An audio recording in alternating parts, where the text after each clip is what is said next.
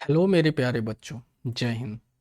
कैसे हैं आप लोग? मैं आशा करता हूँ आप अच्छे होंगे, खुश होंगे, स्वस्थ होंगे और मज़े में होंगे।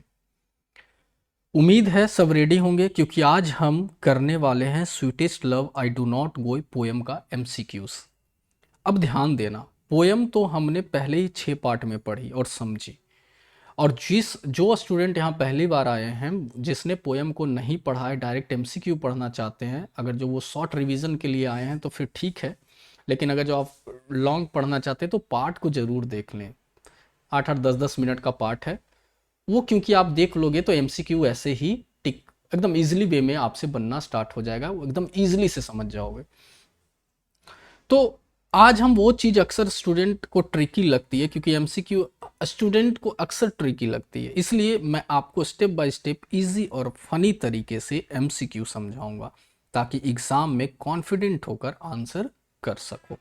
और हाँ, ये वीडियो बोरिंग नहीं होने वाला है। मैं हर एमसीक्यूज़ का थोड़ा सा फनी कमेंट या शॉर्ट एक्सप्लेनेशन दूंगा ताकि आप सीखते सीखते हंसते भी रहो। तो चलिए बिना टाइम वेस्ट किए हुए शुरू करते हैं पहला एमसीक्यूज और देखते हैं कि आप कितने करेक्ट आंसर दे पाते हैं। तो चलिए, ये आपके सामने पेश हो रहा है पहला क्वेश्चन।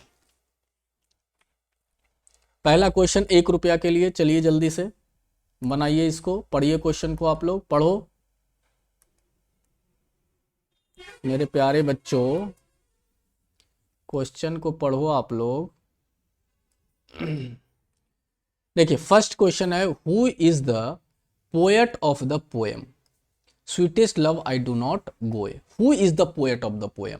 पोएट का, पोएम का क्या नाम है? Sweetest love I do not go. इसके पोएट कौन हैं, इसके कवि कौन हैं? तो ये कोई ट्रिकी क्वेश्चन तो है नहीं, सीधे पोएट याद रखने वाली बातें यहाँ पे है, तो याद रखेंगे हम लोग। कौन है इनके पोएट? जॉन डन साहब इस पोएम के पोएट है। कौन है? जॉन डन, जॉन डन साहब हैं, जॉन डन साहब है। चलिए सेकंड क्वेश्चन 2 रुपया के लिए।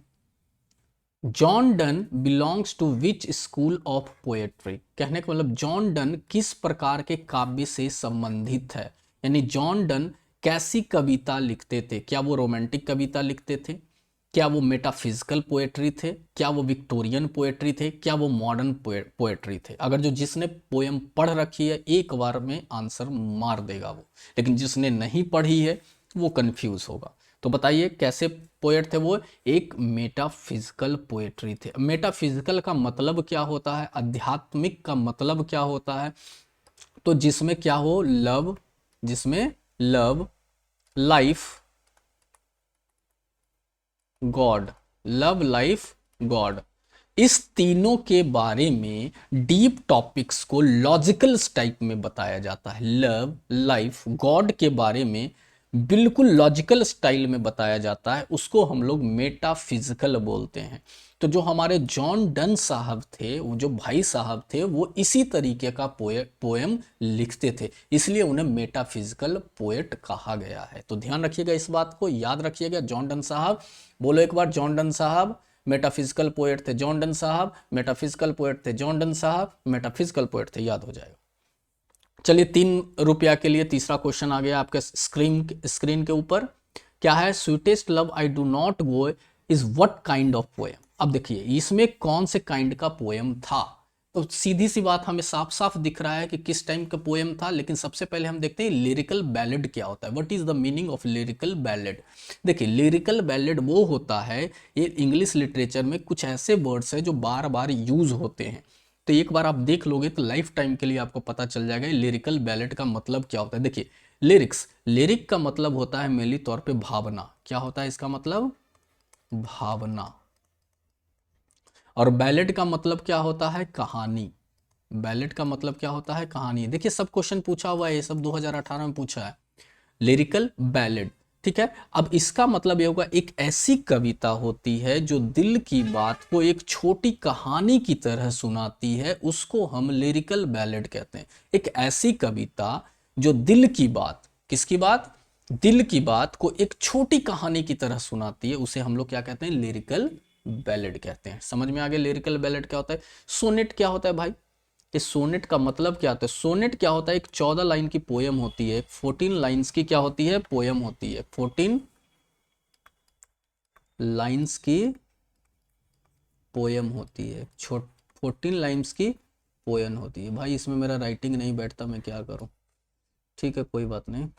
एक 14 लाइंस की क्या होती है? पोएम्स होती हैं, जिसको हम सोनेट कहते हैं, जिसमें डीप इमोशन को बताया जाता है। क्या बताया जाता है इसमें?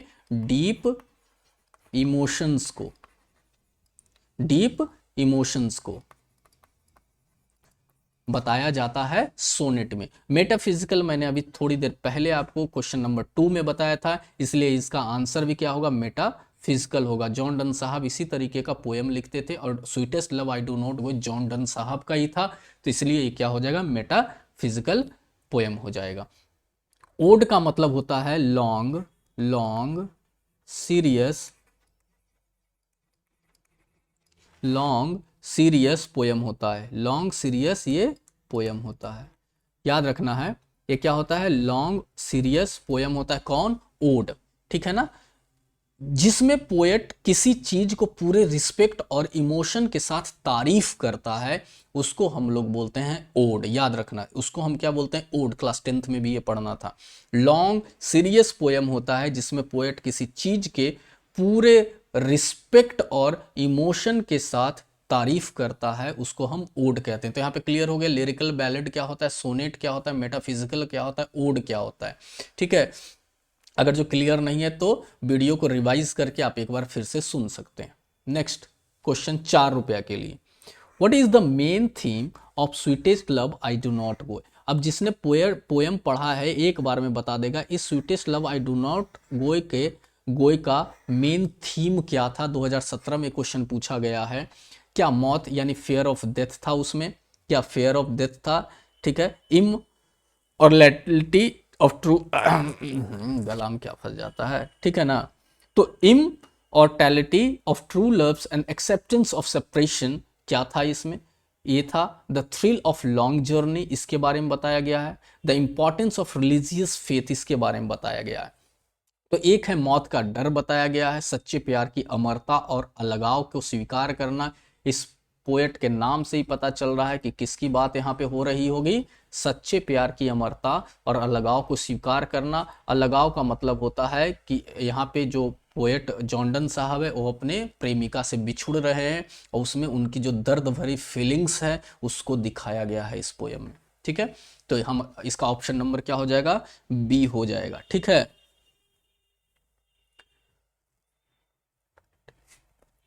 नेक्स्ट 5 रुपया के लिए अगला क्वेश्चन आपके स्क्रीन पे। टू लीव हिज विलव जॉन डन कंपेयर्स हिमसेल्फ। ठीक है, John Donne compares himself favourably to which celestial body. चलिए क्वेश्चन है, अपनी प्रेमिका से दूर जाने के लिए जॉन डन खुद को किस खगोलीय पिंड से बेहतर बताते हैं? जब आप पोयम पढ़ोगे तो उसमें एक जगह जॉन डन साहब बोलते हैं कि तुम प्रिय टेंशन मत लो, मत रो, मैं उससे भी तेज तुम्हारे पास आ जाऊंगा। तो वहां पे किसकी बात कर रहे थे? सन की बात कर रहे थे। वहां पे बोल रहे कि सन शाम में डूब जाता है और सुबह उगता है, उसका जो टाइम होता है उस टाइम से जल्दी मैं तुम्हारे पास वापस आ जाऊंगा। तो किसकी बात कर रहे थे? वो सन की बात कर रहे थे, वही सेलेस्टियल बॉडी की वो बात कर रहे थे।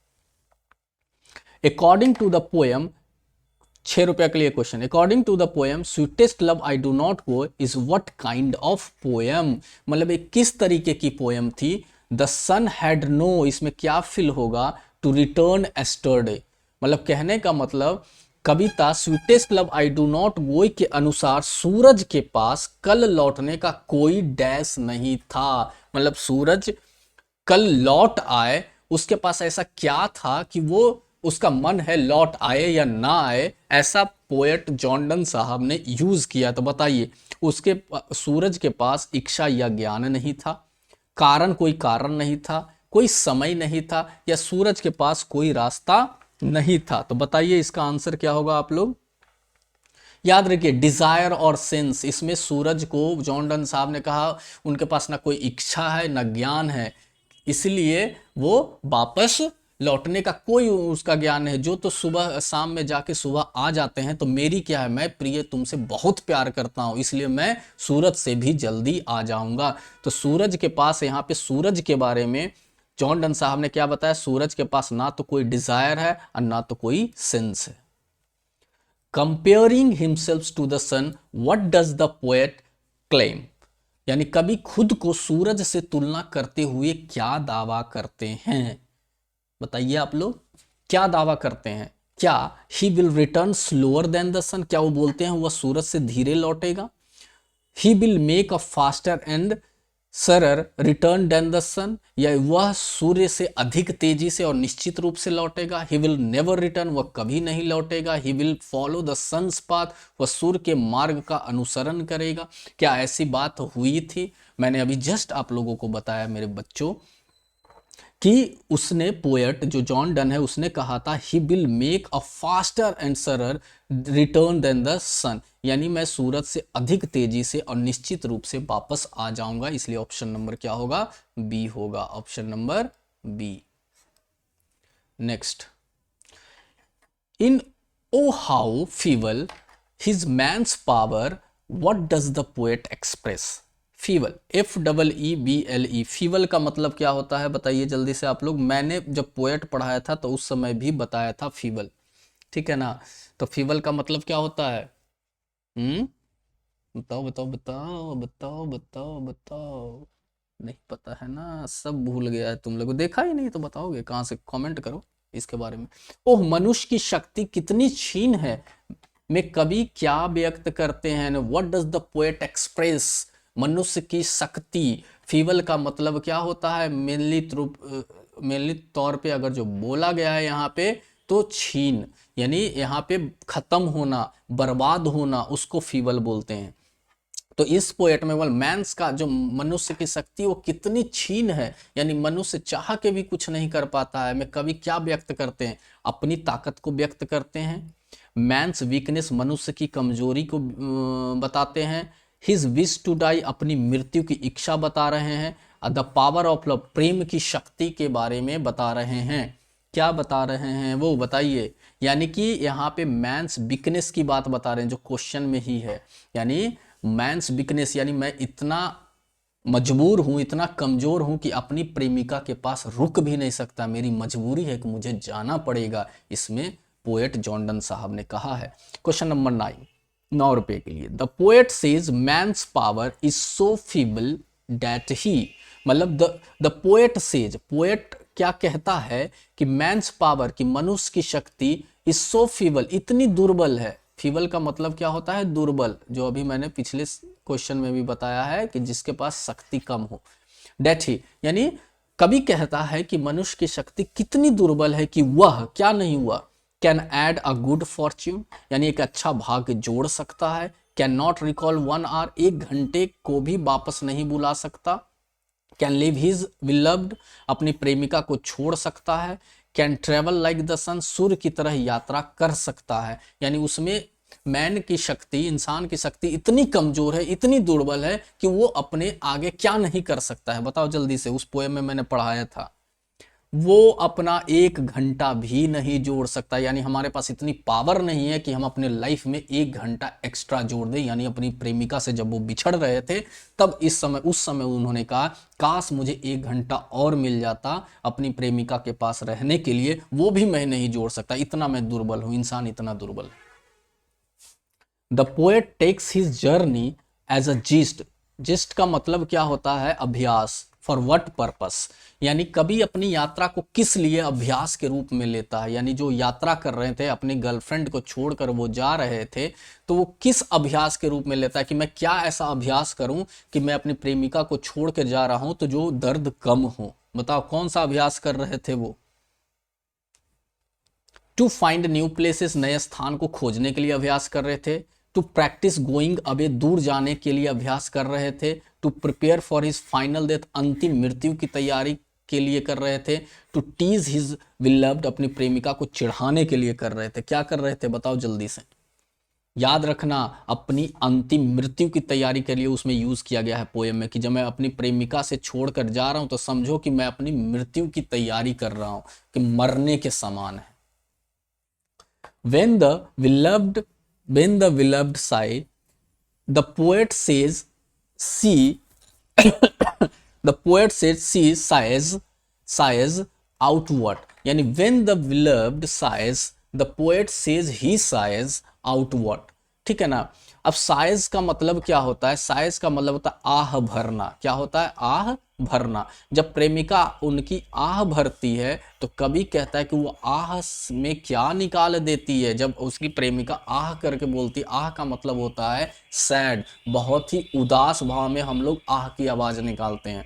तो उनकी प्रेमिका जब आह की आवाज निकालती है तब उनको क्या लगता है कि उसकी आह से मैं क्या निकाल दूं?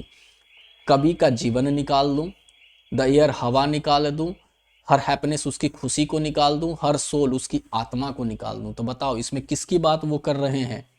हर सोल उसकी आत्मा। यानी जब पोएट जॉन डन साहब दूर जा रहे थे, उनकी जो गर्लफ्रेंड थी वो रो रही थी, प्रेमिका रो रही थी, और रोने से आह की आवाज आ रही थी। तब पोएट को लग रहा था कि उसकी आत्मा किसी ने निकाल ली। अपनी प्रेमिका को दुखी होकर ये बात वो बोलते हैं। तो याद रखना इसमें ये चीज था।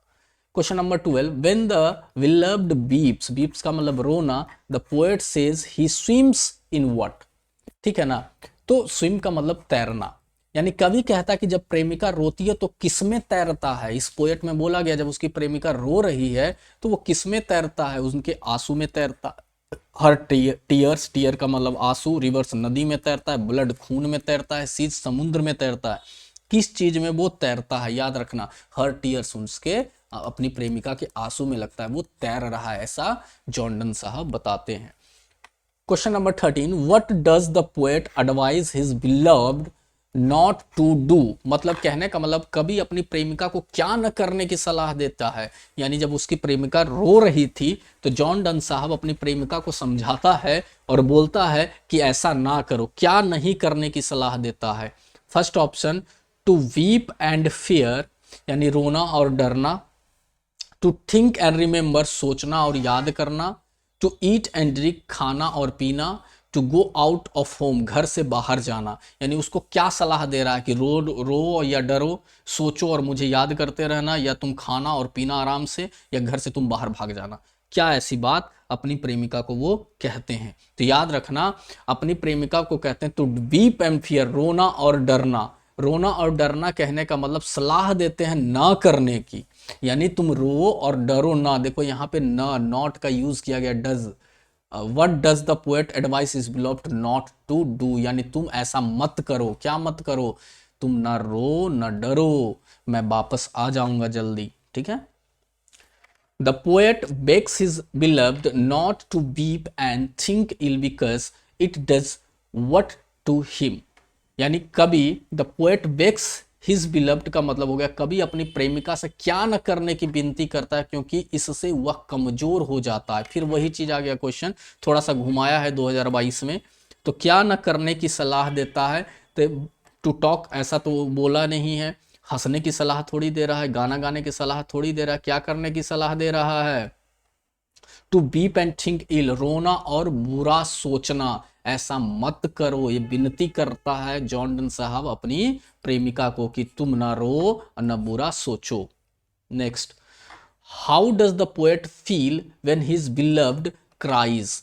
देखिए ये 2015 में क्वेश्चन पूछा गया है, जब प्रेमिका रोती है तो कवि को कैसा महसूस होता है? क्या कवि बहुत खुश हो जाता है? ये तो कभी हो ही नहीं सकता। अब तो थोड़ा थोड़ा समझ में आने लग गया होगा। क्या वो उदास और असहाय हो जाता है? वो क्रोधित हो जाता है? वो शर्मिंदा हो जाता है?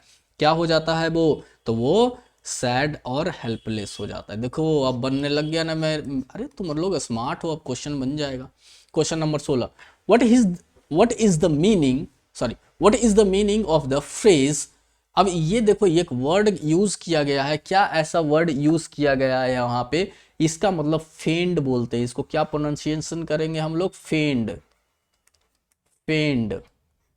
Deaths in the poem. Fend का मतलब होता है नकली मृत्यु, नकली मरना, नकली मरना। ठीक है। तो फेंड डेथ्स यानी नकली मृत्यु वाक्यांश का तात्पर्य कविता में किससे है? जो कवि बोल रहे हैं यानी जॉन डन साहब बोल रहे हैं कि नकली मृत्यु के बराबर है, इस कविता में किस चीज से जोड़ा गया है? क्या रियल डेथ से नकली मृत्यु को जोड़ा गया है? क्या काल्पनिक मृत्यु यानी इमेजिन डेथ से जोड़ा गया है? क्या स्लीप और टेम्पोररी सेपरेशन नींद या अस्थायी अलगाव से जोड़ा गया है? क्या दर्दनाक यानी पेनफुल मृत्यु से, यानी कि जब डन साहब अपनी प्रेमिका से दूर हो रहे थे तो जो नकली बोलते थे कि मैं तुमसे दूर जा रहा हूं तो एकदम लगता है मरने के समान है, और नकली मृत्यु को और किस चीज से वो जोड़ रहे थे इस पोयम में? बताइए आप लोग। 16 का क्या होगा? स्लीप और टेम्पोररी सेपरेशन या नींद या अस्थायी अलगाव। यानी मैंने पढ़ाया था तो बताया था, उन्होंने बोला था कि मैं दूर जा रहा हूं तुमसे प्रिय, तो सोचो कि तुम सो रहे हो और हमारी जब नींद खुले तो हम लोग साथ में, यानी ये टेम्पोररी सेपरेशन है, यानी हम लोग हमेशा के लिए अलग नहीं हो रहे हैं।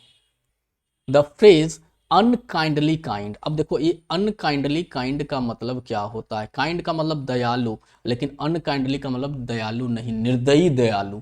यहाँ पे बात एक की गई, एक फ्रेज है, इसका मतलब हो गया निर्दयी दयालु, उसमें यूज किया गया है ये निर्दयी दयालु। Is an example of which figure of speech, यानी अनकाइंडली काइंड अशिष्ट रूप से दयालु मतलब निर्दयी दयालु में कौन सा अलंकार है? इसमें क्या यूज किया गया है कौन सा अलंकार, यानी क्या which figure of speech use किया गया? पूछता है बाबू, 2022 में पूछा है ऐसा क्वेश्चन, ठीक है ना। यानी कौन सा फिगर ऑफ स्पीच इसमें बोला गया है? क्या स्माइल का यूज किया गया है? क्या पैराडॉक्स विरोधाभास का यूज किया गया है? क्या रूपक मेटाफर होगा या पर्सोनिफिकेशन होगा? तो इसमें क्या होगा? देखिए एक टॉपिक है ये ग्रामर का, बट यहाँ पे मैं डायरेक्ट बता देता हूँ कि इस पोएट में क्या यूज किया गया था। विरोधाभास यानी पैराडॉक्स का यूज किया गया है, ये याद कर लेना, ये पैराडॉक्स होगा। नेक्स्ट, इन वेन थाओ, ये क्या होता है? थाओ मैंने पढ़ाया था। थाओ, थाओ का मतलब होता है योर यानी तुम, ठीक है। ये पुराने इंग्लिश में यूज पोएट साहब करते थे, इसलिए लिख दिया गया थाओ। साइस्ट, ये क्या है? Sigh'st, thou sigh'st not wind, what does wind mean? यहाँ पे बिंड का मतलब क्या होगा? यहाँ बिंड जो है वो क्या है? WIND है। ये तो यूज एक्स्ट्रा किया गया, पुराने इंग्लिश में होता था। तो इस लाइन में बिंड का मतलब क्या है? यानी when Thao साइस्ट, thou sigh'st not wind में विंड का अर्थ क्या है? क्या विंड का मतलब वहां हवा की बात की गई है? ओल्ड स्पेलिंग ऑफ विंड देखिए मैंने क्या बताया था, WINDE एक ओल्ड स्पेलिंग है, जो नए स्पेलिंग में WIND होता है या फिर एयर होता है, ठीक है। इन ए मॉडर्न में है और ये ओल्ड में यूज होता था, ठीक है। तो टर्न घूमना के बारे में बताया गया, पेन दर्द के बारे में बताया गया, इंड अंत के बारे में बताया गया। किसके बारे में बताया गया? अब तो समझ में आपको आ ही गया होगा, एयर के बारे में। विंड का मतलब यहाँ पे एयर की बात की गई है। The poet promises his beloved, beloved का मतलब अपनी प्रेमिका, बिलव्ड का मतलब क्या हो गया यहाँ? प्रेमिका, मैं तुम्हारा प्रेमी। That he will surely return because, यानी पोएट प्रॉमिस करता है अपनी प्रेमिका को कि विल श्योरली, श्योरली का मतलब निश्चित रूप से, रिटर्न का मतलब मैं वापस आऊंगा। यानी जॉन डन ने अपनी प्रेमिका से यह वादा क्यों किया कि वह निश्चित रूप से वापस आएगा? क्यों वादा किया था बताओ? क्यों? ही हैज मच मनी, उसके पास बहुत पैसा था। He has stronger wings and a better reason than the sun, यानी उसके पास बेहतर पंख और कारण है वापस आने के लिए। कारण का मतलब मैं तुमसे बिछड़ नहीं सकता, और सूर्य से पंख मेरा ऐसा है कि मैं सूर्य से जल्दी, सूरज से जल्दी वापस आ जाऊंगा। His journey is short, उसकी यात्रा बहुत छोटी है इसलिए मैं जल्दी वापस आ जाऊंगा। He is afraid of the sun, वो सूरज से डरता है इसलिए वो जल्दी वापस आ जाएगा, सूरज के देख के भाग जाऊंगा मैं। तो क्या है ऐसा इस पोएट में, किस बारे में बताया, पोएम में किस बारे में बताया गया? तो याद रखना उसके पास बेहतर पंख है, ऐसा यूज किया गया पोएम में। पार्ट में जो पढ़ाया हूँ, पोएम पढ़ाया हूँ, उसमें देखना मैंने ये बात पढ़ाई है वहाँ पे, ठीक है। तो क्लियर हो जाएगा, MCQ बन जाएगा पोएम पढ़ोगे तो। अभी भी जबरदस्ती कोई MCQ देख रहे हो बिना पोएम पढ़े तो एक बार पढ़ लो। The lines nor in hope the world can show a fitter love. What is the meaning of fitter love? Fitter love का मतलब क्या होता है? एक परफेक्ट प्यार। क्या होता है? एक परफेक्ट, एक परफेक्ट प्यार होता है फिटर लव का मतलब। फॉर मी मीन दैट, यानी nor in hope the world can show a fitter love of me, में कवि क्या कहना चाहता है? यानी एक लाइन है पोयम में, nor in hope the world can show a fitter love for me mean that. इसका मतलब एक परफेक्ट प्यार को लेकर एक पोयम में एक लाइन है, उसमें कवि क्या कहना चाहता है? He wants to find a new love. क्या वो एक नया प्यार ढूंढना चाहता है? क्या कभी ऐसा हो सकता है जिस प्यार के लिए, जिस प्रेमिका के लिए वो पागल ही हुआ जा रहा है, तो क्या वो एक नया प्यार ढूंढ रहा है? अब सोचो, his love is superior to any other in the world. उसका प्यार दुनिया में किसी भी प्यार से बढ़कर है। The world can not understand his love. दुनिया उसके प्यार को समझ नहीं सकती। या फिर एक और पॉइंट है, he is tried of the world. वह दुनिया से थक गया है। तो बताओ किसकी बात वो कर रहा है? बताओ जल्दी से। ये होगा, his love is superior to any other in the world, option number B. उसका प्यार जो है वो दुनिया में सबसे बेस्ट है। और रियली जिस तरीके से पोएम में बताया गया है मेरे भाई, मेरे बच्चों, एकदम बिल्कुल एकदम पागलपन जैसा प्यार कर रहे हैं जॉन डन साहब अपनी प्रेमिका को। Question number 21, the final lines of the poem. जो पोएम का सबसे लास्ट लाइन है, इसको हम लोग क्या पढ़ेंगे? नेयर। क्या पढ़ेंगे? नेयर। ठीक है ना? इसका मतलब यूज किया गया है पोएम में, नेयर का मतलब नेवर। मॉडर्न इंग्लिश में नेवर यूज होता है, जिसका मतलब होता है कभी। क्या होता है? कभी नहीं। ठीक है ना? तो ये नेयर होता है, ये ओल्ड इंग्लिश में यूज होता था, बट अभी नेवर का यूज होता है। एक्सप्रेस अ फीलिंग ऑफ, यानी कविता के अंतिम पंक्तियां में जो पोयम है, पोएट हैं, वो क्या भावना को दर्शाते हैं? क्या भावना को दर्शाते हैं? होपलेसनेस यानी निराशा, एंगर क्रोध, फर्म बिलीफ एंड रेजोनेंस, दृढ़ विश्वास और आश्वासन, डाउट संदेश संदेह। क्या बता रहे हैं इसमें? बताइए मेरे बच्चों। 21 नंबर में कविता का अंतिम पार्ट भाग, अगर जो नहीं पढ़े हो तो नहीं पता चलेगा कि क्या इसमें कौन सा चीज को बताया गया। याद रखिए, दृढ़ विश्वास और आश्वासन को बताया गया है यहाँ पे। ठीक है ना? कि मैं एकदम दृढ़ विश्वास है कि मैं वापस आऊंगा, मैं वापस आऊंगा, मैं वापस आऊंगा। According to the poet, those who keep alive. Alive का मतलब होता है जीवित, जीवित, जिंदा रहना।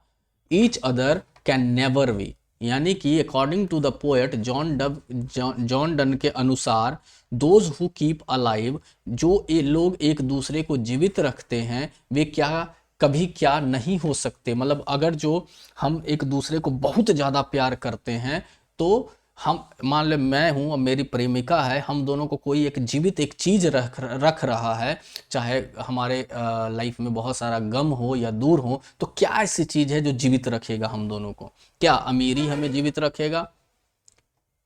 क्या पार्टेड यानी अलग, हम दोनों अलग हो जाएंगे तो जीवित रहेंगे? क्या दुखी यानी कि अनहैप्पी रहेंगे तो जीवित रहेंगे? ओल्ड ओल्ड बूढ़े हो जाएंगे तब भी जीवित रहेंगे? क्या ऐसी चीज हो जाएगी?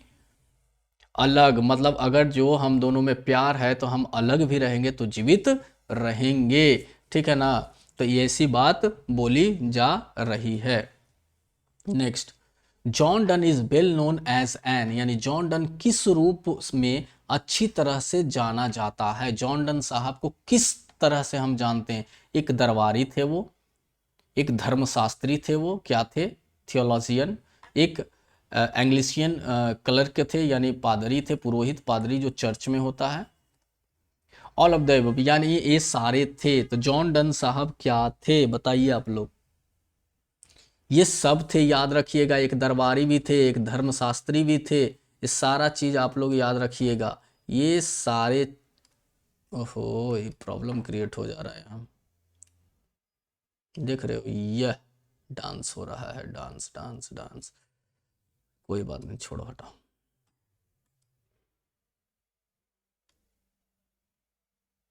एक सेकंड लाइन पे रहो, हो जाएगा सही। हाँ, मैं सही कर दूंगा, चाहे जो हो जाए, चलो छोड़ो। हाँ, तो ये हो गया हमारा, वो क्या थे, तो ये सारे थे ऑल ऑफ दिस, ठीक है, ध्यान रखना है। Next, John Donne's poetry is known for its, John Donne की जो पोएट्री है, जो कविता है, वो किसके लिए जाना जाता है? 2023 में पूछा है। एक सिंपल लैंग्वेज राइम के यानी कि एकदम बिल्कुल सरल भाषा के लिए जाना जाता है। इंटेलेक्चुअल कॉम्प्लिसिटी एंड इमेजनरी, बौद्धिक जटिलता और कल्पना, एकदम बिल्कुल इनका जटिल पोयम रहता है, या सिर्फ एक कल्पना है, सिर्फ सोचते हैं, उसके लिए जाना जाता है। डिपिक्शन ऑफ नेचर, यानी प्रकृति का चित्रण करते हैं, यानी भगवान के बारे में बताते हैं। फोकस ऑन कॉमन थीम्स, यानी सामान्य विषयों पर वो ज़्यादा ध्यान देते हैं। तो याद रखिएगा, इनका जो होता है वो इंटेलेक्चुअल कॉम्प्लिसिटी एंड इमेजनरी के ऊपर रहता है, यानी कि बिल्कुल बौद्धिक जटिलता और कल्पना से ये सारी कविताएं बनाते हैं। याद रखिएगा इस चीज़ों को। The majority of the stanza in the poem, stanza का मतलब होता है छंद, स्टैंजा का मतलब होता है छंद, यानी कि जैसे पैराग्राफ हम लोग पढ़ते हैं कहानियों में 3-4 लाइन का होता है, उसी तरीके से 4-5 लाइन का जो एक पैराग्राफ, यानी जिसको हम स्टैंजा कहते हैं पोएम में। In the poem have how many lines, कविता के अधिकांश छंद स्टैंजास कितने, अब इस कविता में टोटल कितने पंक्तियों में था? तब पंक्तियों में देखो कितने पंक्तियों में था, जल्दी बताओ मेरे को। 6 लाइन स्टैंजा है, देख लो एक बार जाकर, 6 पंक्तियों में है, ठीक है ना। तो याद रखना, ये जो जॉन डन के जो हमारे sweetest love I do not गो है, वो 6 लाइन स्टैंजास हैं, ठीक है। तो मेरे प्यारे बच्चों, आज हमने 25 बीबीआई क्वेश्चंस किए हैं। इसके ऑप्शंस आप लोग देख लें, पढ़ के इसको थोड़ा सा ध्यान रखने की कोशिश करें। एकदम बिल्कुल वेरी वेरी इंपॉर्टेंट क्वेश्चन है, जो आपके एग्ज़ाम में आने के चांसेस बहुत ज़्यादा होते हैं। तो आप लोग इसको एक बार 2 बार ज़रूर कर लें, ताकि आपको प्रॉब्लम नहीं होगी। और कुछ नेक्स्ट पार्ट में मैं आपको शॉर्ट आंसर क्वेश्चन या लॉन्ग आंसर क्वेश्चन भी बता दूंगा, जो इम्पोर्टेंट्स होते हैं। और आपको अच्छी इंग्लिश सीखनी है, क्लास 11th हो या 10th हो या 9th हो या 12th हो, इंग्लिश का एक एक चैप्टर अच्छे से मैं यहाँ पे पढ़ाऊंगा। तो इस चैनल को सब्सक्राइब करना ना भूलें, और गुरुमेट क्लासेस को आप लोग एंजॉय करें, देखें। फिर मिलते हैं हम अगले नेक्स्ट वीडियो में किसी पोएम या स्टोरी के साथ, या ग्रामर का किसी चैप्टर के साथ। तब तक के लिए आप लोग खुश रहें, स्वस्थ रहें और मज़े में रहें। जय हिंद, जय भारत।